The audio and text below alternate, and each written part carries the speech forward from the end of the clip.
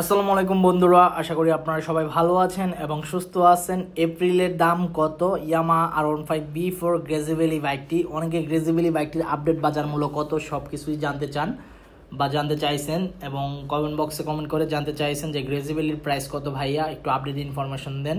তাদের জন্যই মূলত আজকের ভিডিওটি করা।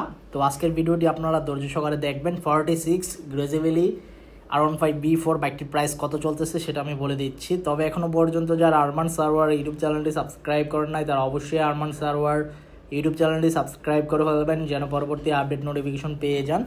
বন্ধুরা, ইয়ামাহা R15B4 গ্রেজিভেলি বাইকটি চাহিদা কিন্তু অনেক বেশি, আর বাইকটির কালার কিন্তু ইউনিক একটি কালার, কারণ আনকমন কালারও দেখা যায়।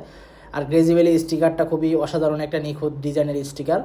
তো এই গ্রেজিভেলি বাইকটির প্রাইস কত চলতেছে সেটাই আমি বলতেছি। বর্তমান প্রেক্ষাপটে আপনার এপ্রিল মাসে গ্রেজিভেলি এডিশন বাইকটির প্রাইস চলতেছে 6,05,000 টাকা আস্কিং প্রাইস।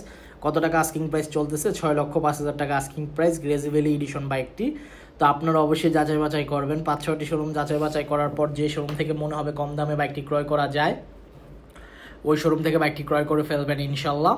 তো এই গ্রেজিভেলি বাইকটির সম্পর্কে তেমন কিছু বেশি বলার নাই, কারণ গ্রেজিভেলি মানে যে আপডেট ফিচার্স আছে তা না। গ্রেজিভেলি একটা এডিশন, আর কালার এভরিথিং সব কিছু একটা অথেন্টিক একটা আনকমন কালার, এতটুকুই পার্থক্য। আর বাকি যা আছে সব কিছু অন্যান্য আদার যে R15B4 বাইকের কালারের মধ্যে যা আছে ফিচার্স সব কিছু এটার মধ্যেই দেওয়া সেম টু সেম। আর বাইক ক্রয় করার আগে অবশ্যই চারপাশ ঘুরে দেখবেন যে কোনো প্রকার দাগ আছে কি না, ক্র্যাচ আছে কি না। এগুলো থাকলে আপনার নতুন আরেকটা বাইক পলি অবস্থায় থাকলে ওটা আনবক্সিং করে বাইক ক্রয় করে ফেলবেন ইনশাল্লাহ। আর পাশাপাশি আরেকটা জিনিস খেয়াল রাখবেন, সার্ভিস সেন্টার আছে কি না। ভালো মানের সার্ভিস সেন্টার থাকাটাও জরুরি। ভালো মানের সার্ভিস সেন্টার থাকলে আপনি ফ্রি সার্ভিসগুলো করাতে পারবেন এবং বাইক লং লাস্টিং পারফরমেন্স দিবে। এই ছিল আজকের ভিডিওর আপডেট ইনফরমেশন। দেখা হবে ইনশাল্লাহ পরবর্তী ভিডিওতে। সবাইকে অসংখ্য ধন্যবাদ এবং আল্লাহ হাফেজ।